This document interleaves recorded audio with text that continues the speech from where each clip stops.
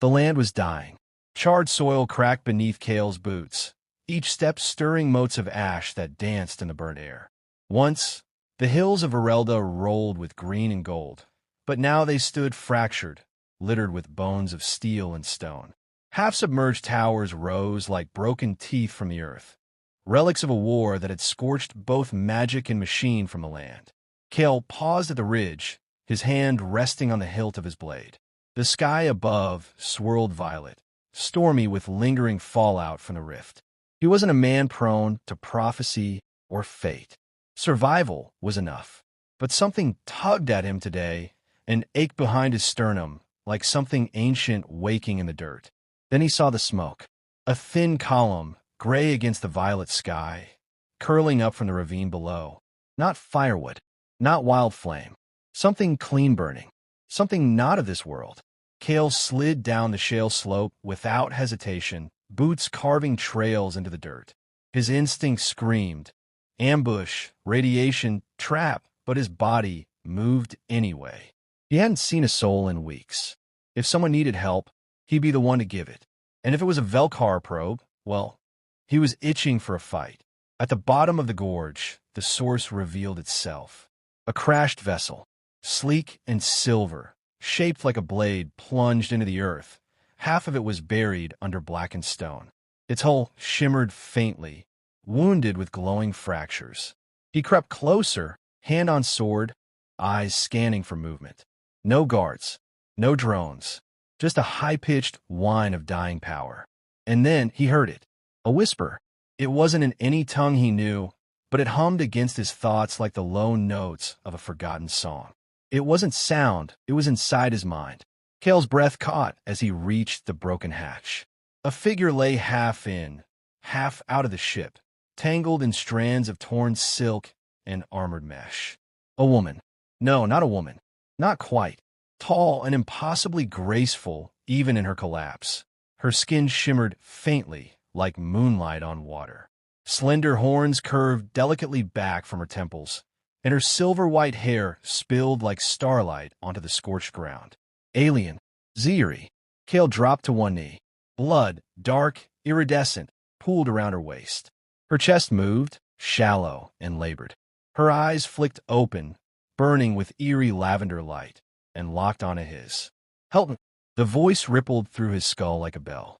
Without thinking, Kael sheathed his blade and lifted her into his arms. She was light, too light, as if made of woven light and bone instead of flesh. Hang on, he murmured aloud, though he wasn't sure if she heard him. I know a place. The journey was brutal. Hours under the dying sky.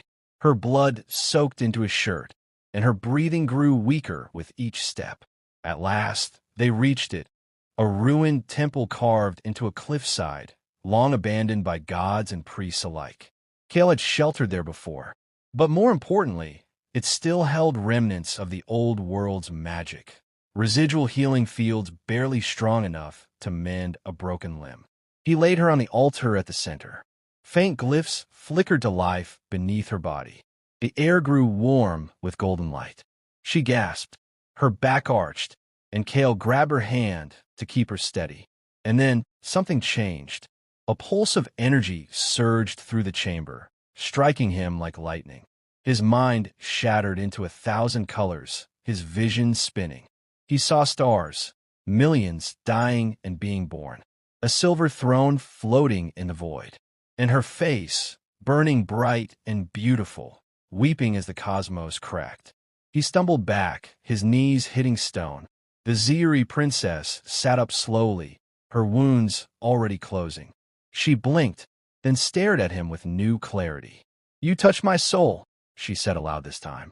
Her voice was like chimes in the wind, and it sent shivers down his spine. I didn't mean to. Kael looked down at his hand. It glowed faintly. His veins pulsed with a strange light. You earned it, she said. You saved me when you had no reason to. That gift is not given lightly. What gift? A soul's heart. A piece of me. You carry it now. Kael took a step back, heart pounding. What does that mean? She rose to her feet with regal grace, her presence somehow larger than the room. It means, she said slowly, Your fate is no longer your own. They sat later by the temple's edge, watching the dead wind roll across the plains. She introduced herself, Aelira, crowned daughter of the house of Soulshard, royalty among the stars. Her people had ruled 1,000 systems before the Velkhar came. She told him of betrayal, of empire, of a hidden weapon buried beneath this world, and of a curse, that no Ziri of royal blood could wield it. But you, she looked at him then, eyes burning. You carry a shard of me. You're neither fully human nor fully Ziri now. You are something new. Kael's stomach twisted. I didn't ask for this. No one does, she said. Fate doesn't ask. It chooses. He met her gaze. So what now? Aelira's expression softened. She placed her hand over his. Now, you stand with me, or you run. But either way, what's coming will find you. Thunder rumbled in the distance. But it wasn't a storm. Not natural. Above, in the clouds, a flicker of light resolved into a descending shape. Angular. Massive. A starship. The Velkhar had found them. Kael drew his blade, fire in his chest, his soul singing with alien purpose. Then let them come, he said. The wind howled through the temple like a warning.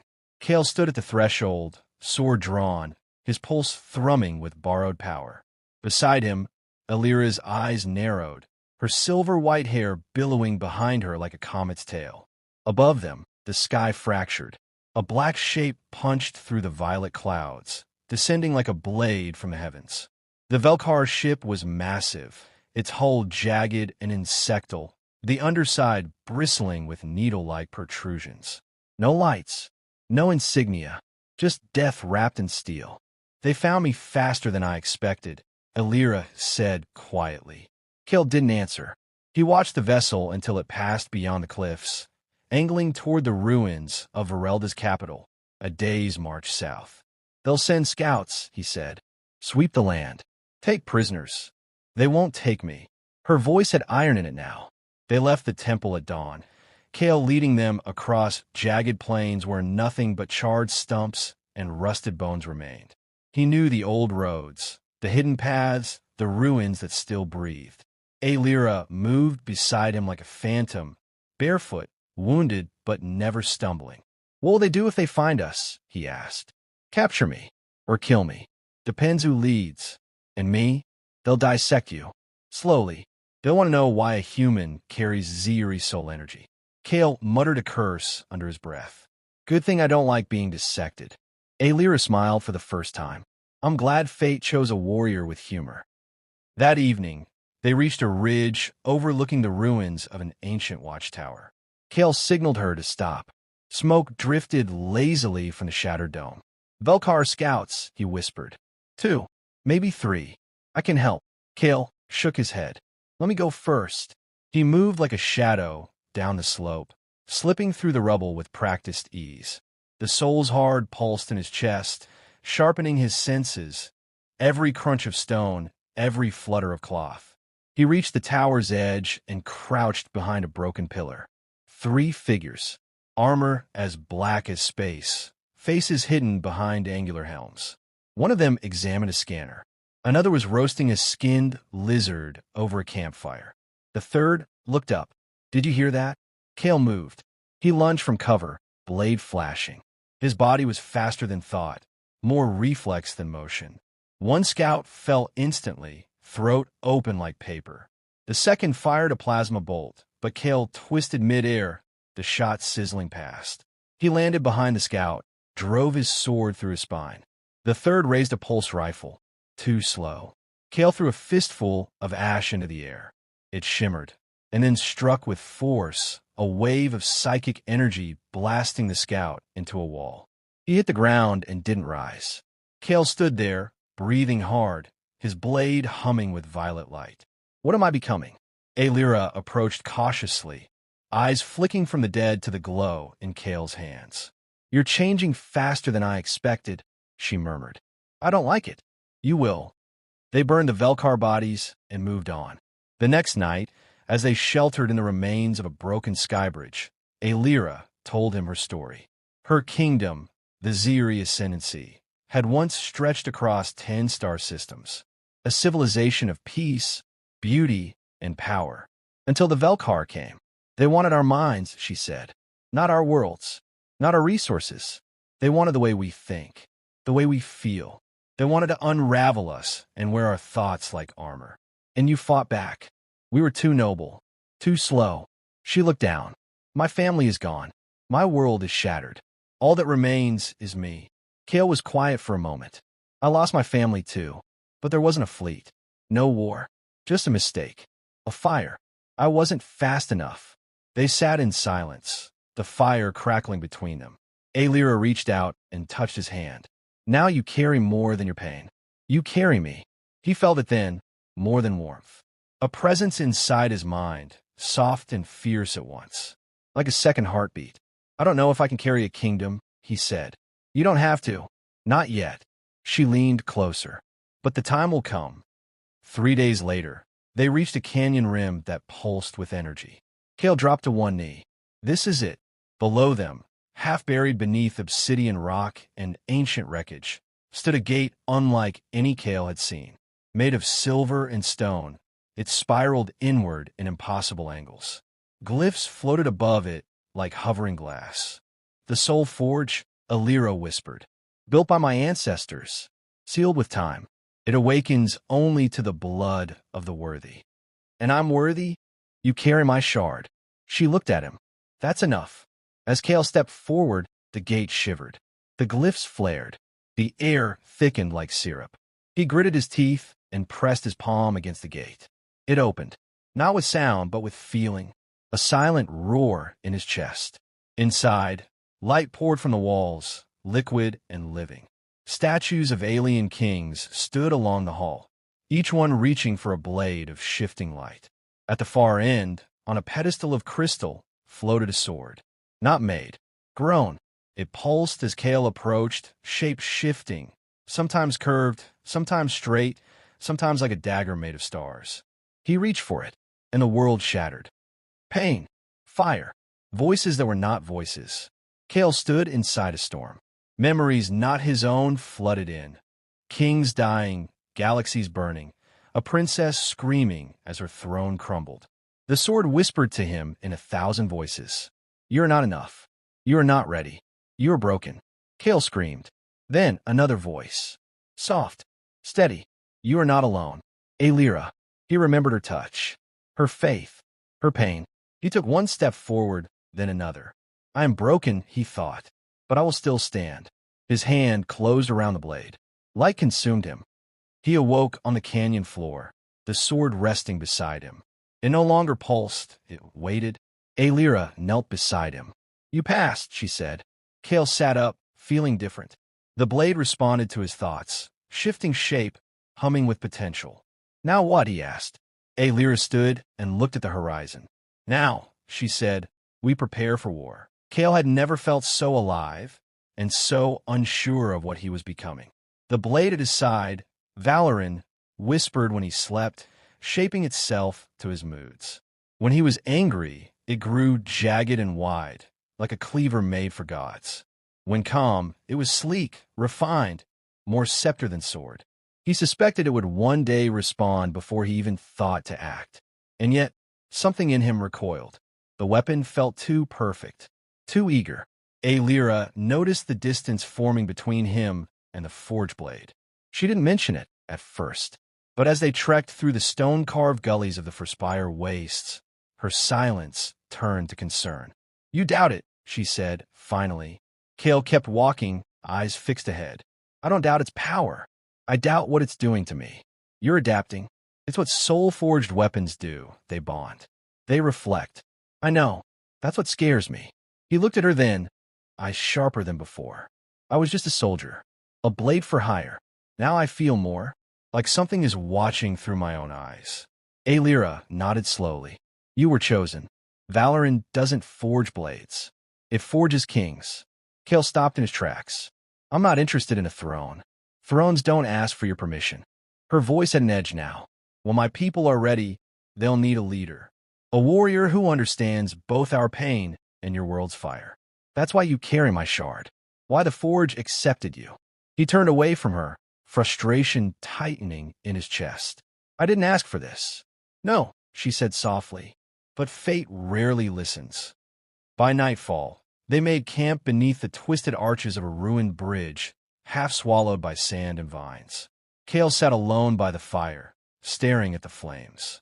Aelira was farther back, meditating, her legs folded beneath her and her palms glowing faintly as she reached into some inner depth. Kael closed his eyes. The visions came instantly. He stood on a battlefield of silver ash, bodies strewn like leaves, Velkhar banners smoldering in the wind. Aelira lay at his feet, her chest pierced by a spear. Above him rose a black throne, crafted of bone and starlight, and on it sat himself, but twisted, hollow-eyed, a king without love. No, he growled, forcing the vision away. But even in the waking world, his breath trembled. Aelira's voice cut through the silence. You saw it again. He didn't answer. She crossed the distance and knelt beside him, her hand gentle on his shoulder. I've seen that future too, she said. Countless times. 1,000 ends, all with my death. Yours, or the whole world's. Kael looked at her, a dark laugh escaping. That's not exactly comforting. But there's one thread we haven't tried, she whispered. One version where we share the throne, where the kingdom isn't built by conquest, but by union. Her hand slid to his chest, over the place where her soul's heart still pulsed within him. You feel it too, don't you? She said. Kael swallowed. Yeah, I do. They left the first spire 2 days later, heading toward the Emerald Rise, a high plateau said to be home to one of the last Ziri signal beacons. If it still functioned, they could contact the scattered survivors Aelira had mentioned. But they weren't alone. By midday, Kael sensed it first, a disturbance in the wind, the way the air seemed to hold its breath. He signaled Aelira to stop, dropping into a crouch. Watchers, he said. From the dunes came a low vibration, a sound felt more than heard, and then they emerged. Velkhar war drones, not men machines. Four-legged constructs made of black carapace and flesh, eyes glowing blue-white, limbs tipped with hooked blades.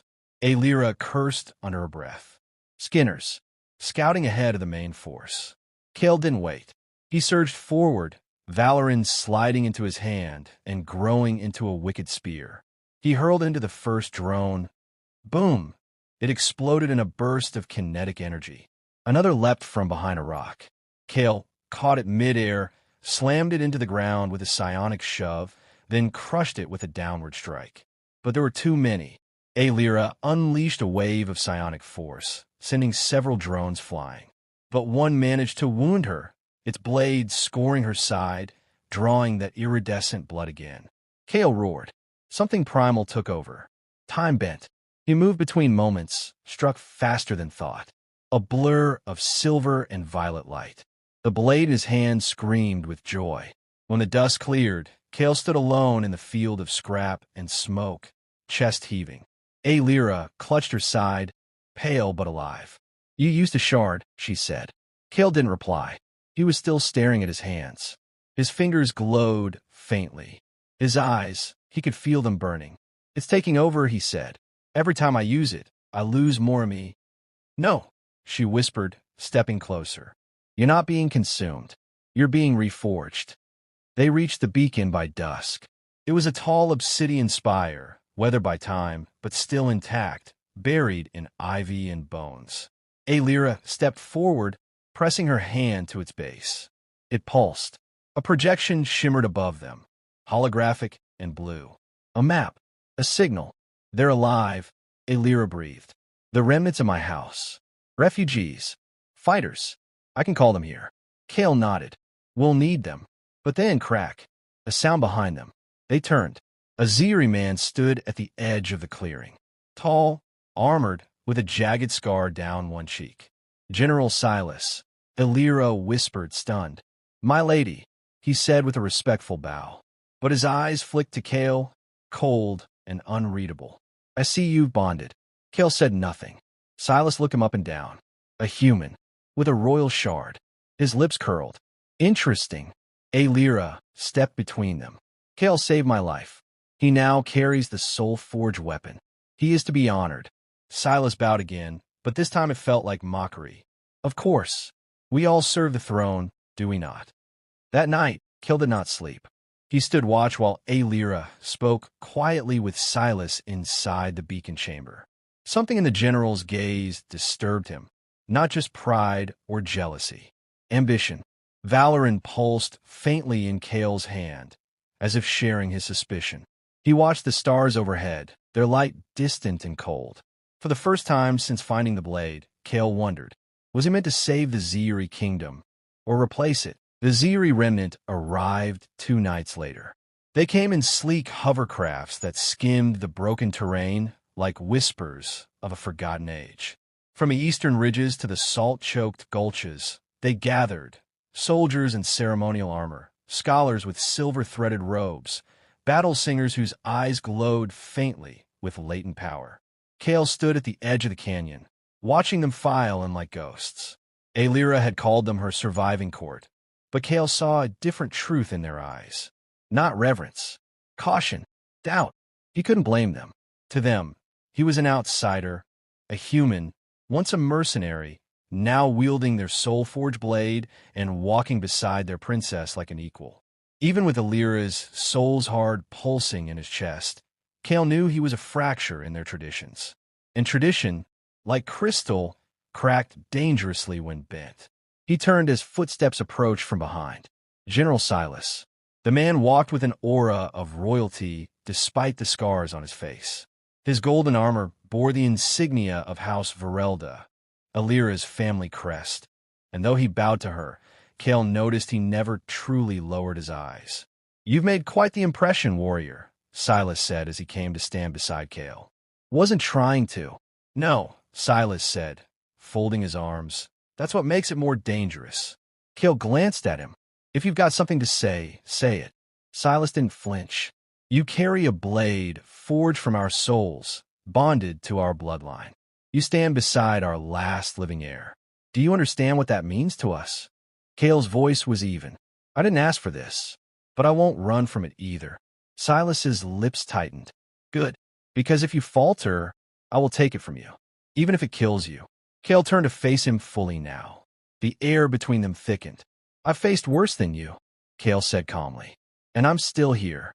Silas gave a cold smile and walked away. The court held its gathering at dusk in the ruins of the old amphitheater, a half-collapsed circle of crystalline seats carved into a cliffside. The beacon pulsed at the center, projecting tactical maps and fragments of intercepted Velkar transmissions. Aelira sat on the high seat, the broken remnants of her mother's crown circling her brow. Kael stood at her right, Silas at her left. Court members knelt in greeting, though some did so with gritted teeth. "I called you here," Aelira began, "not to restore what was lost, but to forge what must come next. Our enemies have not forgotten us. The Velkar are descending. I carry our last shard, and I will not run." A low hum of approval. She gestured to Kael. "This is Kael Arin, a warrior of Earth. He bears my soul's heart and has survived the Soul Forge. He is not Ziri, but he has earned the blade of our kings." Murmurs rippled through the court. Some were admiration, others rage. One elder stood. "The Soul Forge was never meant for off-worlders. The bond was sacred." "Sacred," Aelira echoed. "When sacred meant doing nothing while our people were slaughtered." Her voice cracked like thunder. "We are sacred because we survive. And Kael helped me survive. That makes him Ziri enough." Still, the seed of division had been planted. Kael felt it in every sideways glance, every hesitant nod. Later, when the court recessed, Kael stood at the beacon platform, watching Aelira speak with her commanders. He didn't notice the figure approach until it spoke. "You were the crown of a fallen people in your chest. Do you feel the weight yet?" Kael turned. A tall woman in midnight robes, her skin pale as ice. Her eyes glowed faintly violet. "And you are?" "I was the keeper of the Vault of Dreams," she said, bowing slightly. "Now I tend ghosts and whisper to steel. You may call me Sereth." Kael nodded. "All right, Sereth. What do you want from me?" "I want to know if you'll survive what comes next." "That makes 2 of us." She studied him. The soul-forged blade you carry, Valoran, it is not just a weapon. It is a record, a memory vessel, a promise. Each battle you fight writes your name deeper into its core. But every king who's wielded it has faced one choice: surrender to its will, or shape it with his own. Kael clenched his fists. I'm not a king. No, she said. Not yet. That night, Kael wandered to the far edge of the ruins, where the stars shone unbroken. Aelira found him there, arms crossed, face unreadable. You stood beside me today, she said. Kael didn't look at her. I didn't like the way they looked at you, like you were already a memory. They fear change, and you are change incarnate. He turned now. I didn't ask for the blade, or your shard, or the throne they keep trying to hand me. I know, she said, but the Soulforged doesn't choose at random. You were born in fire, molded by pain. You survived where others fell, and that makes you worthy. Kael looked away. Silas doesn't think so. Silas thinks in old laws. He forgets that we're writing new ones. She stepped closer, her voice soft now. You've seen the visions, haven't you? The futures. He nodded. Too many. In most of them you die, and in the others, we share the throne. But I lose myself. Aelira smiled, sad but resolute. Then let's carve a future where neither happens. But destiny had teeth. The next morning, an alarm blared from the beacon tower. Couriers sprinted down corridors. Weapons were drawn, shields raised. Kael ran to the tower steps, where Silas waited grim-faced. They've arrived, the general said. Above them, the sky rippled. A Velkhar dreadship descended like a leviathan, its hull writhing with shadow tech and living metal. Kael could feel it in his bones, the hum of war. And worse, he felt Valoran responding. The blade warmed against his back, reshaping itself in anticipation. Aelira appeared beside him, her face unreadable. It's not a full invasion, a forward claw, but strong enough to raise the plateau if we're not ready. Silas raised a hand. Let me lead the charge. No, Aelira said. We fight together. Her eyes flicked to Kael. This is our test. Kael drew Valoran. The blade hissed into being, part spear, part flame, shaped like vengeance itself.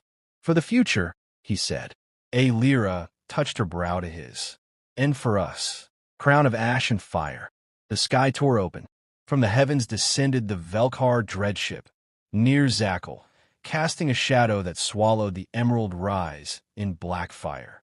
Its tendrils, living metal and coiling shadow tech, drilled into the ground, deploying wave after wave of biomechanical war beasts and armored revenants.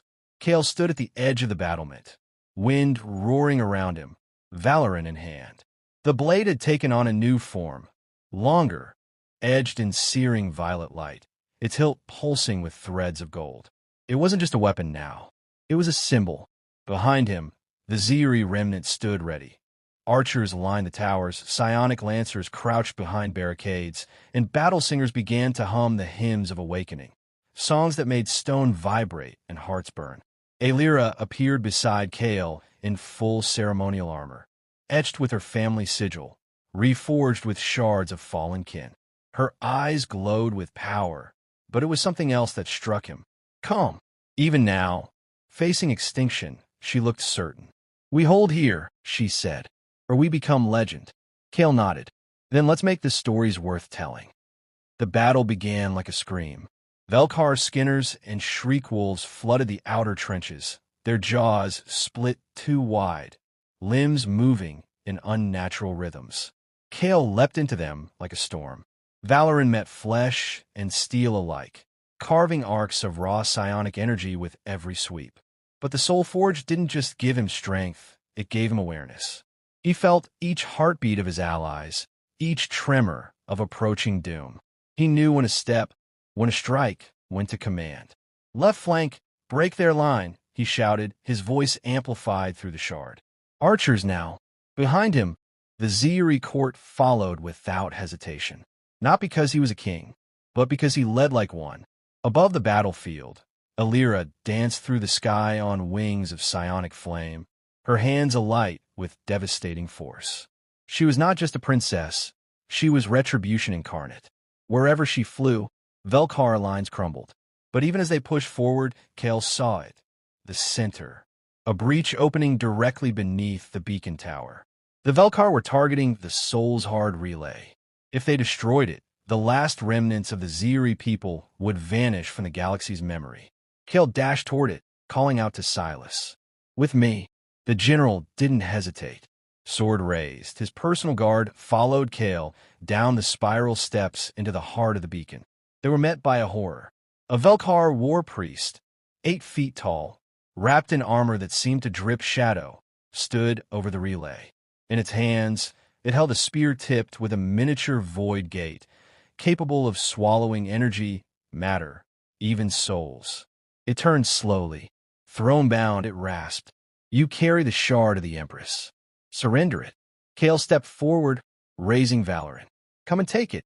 The chamber erupted in chaos.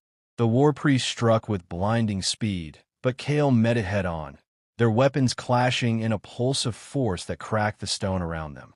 Silas and his guards fanned out, engaging the priest's attendants, thin, multi-limbed assassins that moved like smoke. Each strike from the Velkhar priest felt like being hit by the will of a dying god. Kael bled from the mouth, his ribs cracked, but he kept fighting. Valoran responded with new fury, matching the rhythm of his heart. Then the priest made a mistake. It reached for the relay with its void spear. Kael, half conscious, reached not with his blade, but with the shard in his chest. It answered. A blinding beam erupted from his body, washing the chamber in violet gold light. The priest howled as its body was torn apart, the void gate imploding with a shriek of gravitational collapse. Kael collapsed to one knee, gasping. Silas moved to help, but then froze. Kael looked up to find the general staring at him, not with concern, with calculation. You could end this war, Silas said, voice low. Right now, claim the throne. Take Aelira's place. Kael blinked. What? You bear the blade. The shard. The people would follow you. Kael rose slowly, blood dripping from his jaw. I don't want the throne. Silas's hand rested on his sword. Then you're wasting your gift. Kael's voice dropped like a hammer. You touch her, I kill you. Silence. Then Silas bowed his head. As you wish. Kingbreaker. Kael returned to the surface to find the battle nearing its end. Aelira hovered above the last of the Velkhar, her arms outstretched, channeling a storm of psionic energy so bright it lit the entire plateau. The dreadship shuddered overhead, its connection severed. Kael joined her, lifting Valoran high. Let's end it, he shouted. Together, they unleashed everything. The Soul Forge and the Royal Shard merged their power. Light and will, fire and memory. A final blast cut through the night, arcing into the dreadship's core. It split in half, screaming. The fragments fell like burning stars, crashing into the desert beyond. Silence followed. Then cheers. Later, beneath the shattered moonlight, the court gathered. Aelira stood before them, bruised but radiant. We have survived, she said, because we chose to change. We chose unity over purity, will over tradition. And now, I choose to share the crown. She turned. Kael Arin of Earth, bearer of Valoran, protector of the last shard. Will you stand with me? Not above, not below, but beside. Kael stepped forward. I will. The court watched in silence as Aelira extended her hand, and Kael took it. The crown, reforged from fragments of the past and new metals of Earth, forged itself anew in the air and lowered between them. 2 sovereigns, 1 soul. That night, Kael stood on the balcony of the tower, watching the stars slowly reclaim the sky. Aelira came to stand beside him. Neither spoke for a long time. Finally, she asked, Do you regret it? Kael shook his head. No, but I'm scared of what comes next. As am I, she whispered. But if we build a kingdom in the ashes of war, perhaps we can build peace from it too. Kael turned to her. You gave me your soul, he said, and I gave you mine. She smiled. Then we'll never be alone again. Above them, the first light of dawn kissed the horizon. The kingdom would rise again, and this time it would belong to both Earth and the stars.